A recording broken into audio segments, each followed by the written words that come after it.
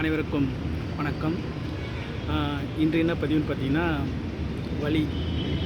வலின்ற ரெண்டு விதமான வார்த்தைகள் அர்த்தம் இருக்குது.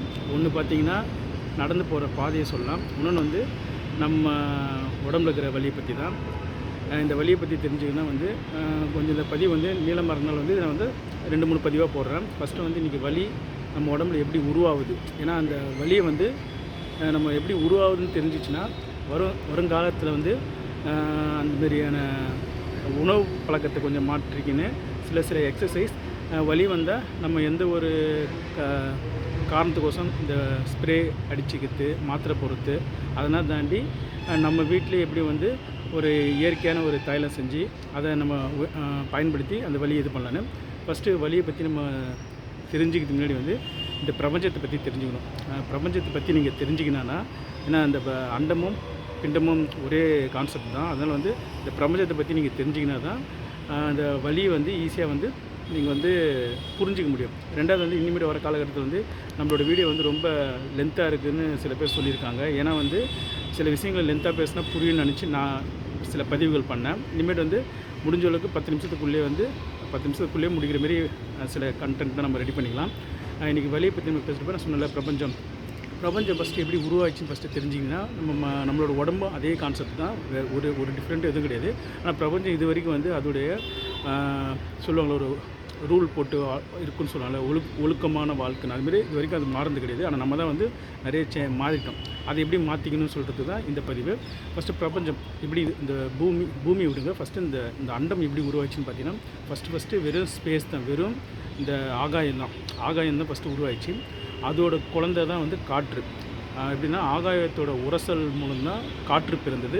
காற்றோட உரசல் மூலம்தான் நெருப்பு பிறந்தது. நெருப்போட உரசல் மூலம்தான் தண்ணீரோட உரசல் தான் இந்த பூமி லாஸ்ட்டாக மழை நீரோட உருவானது தான் பூமி. ஓகேங்களா? இந்த கான்செப்ட் நீங்கள் எப்படி புரிஞ்சுக்கணுன்னா, எல்லாமே சொல்லுவாங்க பஞ்சபூதத்தை சில பேர் எப்படி வேணால் சொல்லுவாங்க, நீர், நிலம், காற்று, நெருப்புன்னு. அப்படின்னா அவங்க படித்தது மூலம் சொல்லலாம், இல்லை மனப்பாடம் பண்ணிவிட்டு அவங்க எப்படின்னா ஒரு ஃப்ளோவாக எப்படின்னா சொன்னதை 5 விஷயத்தை எப்படி கிரகணம் சொல்லிடணும் இல்லை. ஆனால் இதுதான் ஸ்டெப்பு. ஃபஸ்ட்டு ஆகாயம், காற்று, நெருப்பு, தண்ணீர், அப்புறம் பார்த்திங்கன்னா பூமி. ஓகேங்களா? இந்த கான்செப்ட் தான் நம்மளோட உடம்பை நீங்கள் புரிஞ்சுக்கணும். நம்ம உடம்புல ஆகாயன்றதை வெளியே வச்சல. அது நம்ம எப்படின்னா நம்மளுடைய மனசு. ஓகேங்களா? நம்ம தூங்குறப்போ ஆகாய சக்தியில் அது தேவையில்லை. நம்ம அதுக்குன்னு பார்த்திங்கன்னா காற்று. ஓகேங்களா? நம்ம உடம்புல காற்று முக்கியம். ஓகேங்களா? ஏன்னா சொல்லுவாங்க உணவு இல்லாமல் கூட ஒரு 3 நாள் இருந்தெல்லாம் சொல்லுவாங்க. ஓகே, இருந்தெல்லாம் சொல்லுவாங்க. அதுமாதிரி தண்ணி இல்லாமல் 21 நாள் இருந்துடலாம், காற்று இல்லாமல் ஒரு 2 நிமிஷம் கூட இருக்க முடியாது அப்படின்னு ஒரு கான்செப்ட் இருக்குது. அது ரெண்டாவது நம்ம உடம்பு உருவானது அது பிரகாரம் வரப்போ காற்று, அதுக்கடுத்து நெருப்பு, அதுக்கடுத்து தண்ணீர், இந்த உடம்பு தான் இந்த பூமி. ஓகேங்களா? இப்போ நீங்கள் பண்ண வேண்டிய விஷயம் என்னென்னு பார்த்தீங்கன்னா, ஆகாயத்தையும் விட்டுடலாம், இந்த உடம்பு இது பண்ணலாம். இப்போ இந்த 3 விஷயத்தில் நீங்கள் என்னென்ன தவறுகள் செய்கிறீங்களோ அதனால தான் இந்த உடம்புல அதிகபட்சமான வலிகள் வருது. இப்போ உதாரணத்துக்கு பார்த்திங்கன்னா, அதிகமாக இப்போ நான் இப்போ சொல்கிறது பார்த்தீங்கன்னா மேக்ஸிமம் பார்த்திங்கன்னா இப்போ இன்றைக்கி இந்த இயல்பாக என்னென்ன விஷயங்கள் நம்ம கேதர் பண்ணுறோமோ அதை பற்றி அதிகமாக பேசுவோம். இப்போ அதில் பார்த்திங்கன்னா இந்த வலியை பற்றி அதிகமாக நம்ம ஃபோனில் சரி, சொந்தக்காரங்க, இந்த ஃப்ரெண்ட்ஸ் சர்க்கிளில் சில பேர் பேசுகிற வலிகள் பார்த்தா அதிகமாக தலைவலி பற்றி பேசுவாங்க. தலைவலி எந்தெந்த காரணத்துக்கு வருதுன்னு பார்த்திங்கன்னா, தூங்காமல் இருக்கிறதுனால வரும், அதிகமாக சாப்பிட்டா வரும், அப்புறமேட்டு எப்படின்னா ட்ராவல் ஏதாச்சும் பண்ணால் அதுமாரி வரும். அடுத்து நிறைய திங்கிங் பண்ணால் இருக்கும். நிறைய பேர் ஆஃபீஸில் ஒர்க் ப்ரெஷர் அதிகமாக இருக்கும், அதனால் வரும். குழந்தைங்களுக்கு படிப்பு ப்ரெஷர் அதிகமாக இருக்கும், அதனால் இந்த தலைவலி சம்மந்தமாக எல்லாம் வரலாம். அதுக்கடுத்து பார்த்திங்கன்னா இந்த காது வலின்றது நம்ம அதிகமான இயர்ஃபோன் யூஸ் பண்ணுறது, இயர்பட்ஸ் யூஸ் பண்ணுறது, ஃபோன் ரேடியேஷன் அதிகமாக உள்ள ரேடியேஷன் ஃபோன்களை யூஸ் பண்ணுறதுனால வர காது வலிகள் தான். பல்லு வலின்றது பார்த்திங்கன்னா அதிகமான நம்ம உணவு பழக்கத்தில் சரியாக அந்த சாக்லேட்லு அதெல்லாம் நான் சாப்பிட்டோன்னா அது தரமான முறையில் நம்ம பல் விளக்காமல் நைட்டில் தூங்குறது. அடுத்து பேஸ்ட்லாம் யூஸ் பண்ணுறதுனால வரது தான். அதுக்கடுத்து கழுத்து வலி, அது இடுப்பு வலி நிறைய பேர் இந்த ஒரே இடத்துல உட்காந்து வேலை செய்கிறதுனால அந்த இடுப்பு சொல்லுவாங்க, சில எக்ஸசைஸ்லாம் செய்கிறதுனால அது இடுப்பு வலி அதிகமாக இருக்கும். அது முட்டி வயசான காலத்தில் முட்டி வலி, இந்த கை வலி அதிகமாக சொல்லுவாங்க. என்ன பார்த்தா நிறைய மெடிசன் அவங்க எடுத்துக்கிறதுனால அந்த பிஹெச் வேல்யூ கம்மியாக உள்ளனால அது தேவையான சக்திகளை அந்த உடம்புக்கு இது பண்ணதுனால அந்த எலும்புகள்லாம் உடைக்கிறதுனால இந்த வலிகள்லாம் வருது. ஏன்னா இப்போ நீங்கள் இத்தனை வலிகள் இருந்தாலும் இத்தனை வலிகளுக்கான சொல்யூஷன் பார்த்திங்கன்னா நம்மளுடைய நான் சொன்னேன் பார்த்தீங்களா அந்த வழிமுறையில் நம்ம உடம்பை வந்து நம்ம கெடுத்துக்கனால வந்து இதுமாரியான வலிகள் வந்து நிறைய உருவானதுக்கு காரணமே இதுதான். இப்போ நம்ம இதெல்லாம் என்ன எப்படி சரி பண்ணுறது அப்படின்றப்ப நான் சொன்ன மாதிரி வந்து காற்றுக்கு அப்புறம் தான் வந்து நம்மளுக்கு வந்து நெருப்புக்கு அப்புறம் தான் தண்ணி. ஆனால் நீங்கள் இங்கே பண்ணுற உணவு பழக்க வழக்கங்கள் இருந்தாலும் சரி சில விஷயங்களில் வந்து நீங்கள் பண்ணுற தப்புனால தான் வந்து ரிவர்ஸ் ப்ராசஸ் அதிகமாக நடக்குது. இப்போ உதாரணம் பார்த்திங்கன்னா இப்போ வந்து நான் சொன்ன மாதிரி காற்று அதுதான் நெருப்பு வரணும். இப்போ யாராச்சும் ஒரு சிம்பிளாக இப்போ வெஜ்ஜு நான்வெஜ் யாராச்சும் இருந்தாலும் காமனானு பார்த்தீங்கன்னா தோசை வந்து எல்லாருக்குமே வந்து காமன் தான். வெஜ்ஜிலையும் சாப்பிடலாம் நான்வெஜ்லையும் சாப்பிடுவாங்க. இப்போ வந்து ஆம்லேட் சொன்னால் நான்வெஜ் சாப்பிட்றவங்களுக்கு அது பிடிக்காது. ஏன்னா நான் நான்வெஜ் சாப்பிட்றப்ப நான் அது அப்போ வந்து தோசைன்றப்ப காமனாக எல்லாருக்கும் பிடிக்கும் தோசை சப்பாத்தினா. இப்போ இது பார்க்குறப்ப என்ன ஒரு கான்செப்ட் பார்த்தீங்கன்னா இதை சாப்பிட்டோன்னே பாருங்களா உங்களுக்கு வந்து ஏப்பம் வரும்.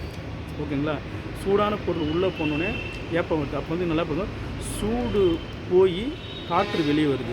ஓகேங்களா, அப்போ இதிலே புரிஞ்சுக்கோங்க நீங்கள் ரிவர்ஸ் ப்ராசஸ் பண்ணுறீங்கன்னு சொல்லிட்டு. எப்பவுமே வந்து காற்று உள்ளே போய் சூடாக்கணும். ஓகேங்களா, நீங்கள் வந்து சூடான பொருளை உள்ளே அமைச்சு அதை ரிவர்ஸ் ப்ராசஸ் பண்ணுறதுனால தான் வந்து உங்களுக்கு வந்து இந்த உடம்பானது வந்து வலிகள் கொடுக்கறதுக்கான மெயின் காரணம். ஏன்னா நான் அடுத்த பதிவில் பேசுகிறப்ப உங்களுக்கு பார்த்தீங்கன்னா நிறைய விஷயம் புரிஞ்சிடும் நம்ம என்னென்ன தப்பான உணவு பழக்கங்களில் மாட்டின்னு இருக்குதுன்னு சொல்லிட்டு. அதனால் இங்கே எல்லாருமே நீங்கள் சொல்கிற மாரி வந்து இப்போ தலைவலிக்கான காரணங்கள் பார்த்தீங்கன்னா டே டு லைஃப்பில் பார்த்தீங்கன்னா நீங்கள் ரெகுலராக வந்து டீ காஃபி சாப்பிட்றீங்களா அதிகமாக இருப்பீங்க. அது விடுறப்ப தலைவலி இருக்கும், அது ஒரு அடிக்டான மாரி இருக்கும். ஓகேங்களா, இதுமாரி சில உணவுகள்லாம் இருக்குது. அதனால் வந்து நம்ம தெரிஞ்சுக்க வேண்டிய விஷயம் வந்து மெயினு எந்த விதமான வலியாக இருந்தாலும் சரி உச்சம் தலையிலேருந்து உள்ளங்கால் வரைக்கும் உங்களுக்கு எப்படியாப்பட்ட வலி தொந்தரவாக இருந்தாலும் சரி மெயின் புரிஞ்சுக்குங்க. காற்றுலேருந்தால் நெருப்புலேருந்தால் தண்ணிலேருந்து பூமி. அதுமாரி வந்து இங்கே இன்னொரு விஷயம் காற்று வந்து உடம்புல கெட்டு போயிருக்கு. ஓகேங்களா, உடம்புல உச்சந்தலேருந்து உள்ளங்கால் வரைக்கும் எந்த ஒரு விதமான வலியாக இருந்தாலும் அது வந்து காற்று கெட்டு போயிருக்கும், இல்லை காற்று அதிகரிச்சிருக்கும். ஓகேங்களா, அதனால் நம்ம காற்று கெட்டு போன காற்றை எப்படி வெளியே ஏற்றணும்னு தெரிஞ்சுக்கணும். அதேமாரி வந்து கெட்ட காற்றை அதிகப்படுத்தாமல் இருக்கிறதுக்கு நம்ம எதுமாரியான உணவு பழக்கத்துக்கு மாறணுன்றதுக்கு வந்து நம்ம நாளைக்கு வர பதிவில் வந்து தெளிவாக பார்க்கலாம். அதுக்கடுத்த பதிவு பார்த்திங்கன்னா நம்ம எப்படி இப்போ இருக்க சூழலுக்கு வலிக்குதுப்பா, அப்போ கொஞ்சம் அட்ஜஸ்ட் பண்ணி நம்ம இது பண்ணோம்பா, அதுக்கு வந்து என்ன மாரி ரெமடிஸ் இருக்குது அது வந்து அதுக்கடுத்த வீடியோவில் பார்க்கலாம். இனி வர வீடியோவில் வந்து கொஞ்சம் விஷயத்தை கொஞ்சமாக நம்ம எப்படி குழந்தைங்களுக்கு எடுத்தோடனே சின்ன குழந்தைங்க எடுத்தோடனே பெரியவங்க அளவுக்கு சாப்பிட முடியாது. அதனால் நம்ம கொஞ்சமாகவே வந்து சில விஷயங்களை கற்றுக்கலாம். ஏன்னா எனக்கு தெரிஞ்ச எல்லா விஷயத்தையும் வந்து எவ்வளோ நேரம் பேச முடியும். அதுமாரி இல்லாமல் எளிய பாமர மனிதனும் புரிஞ்சுக்கிற அளவுக்கும் சின்ன பசங்க புரிஞ்சுக்கிற அளவுக்கும் நம்மளோட வீடியோ இருக்கணும்னு நான் ஆசைப்பட்றேன். நம்மளோட சேனல் பார்த்திங்கன்னா சீனிவாசன் குமார்.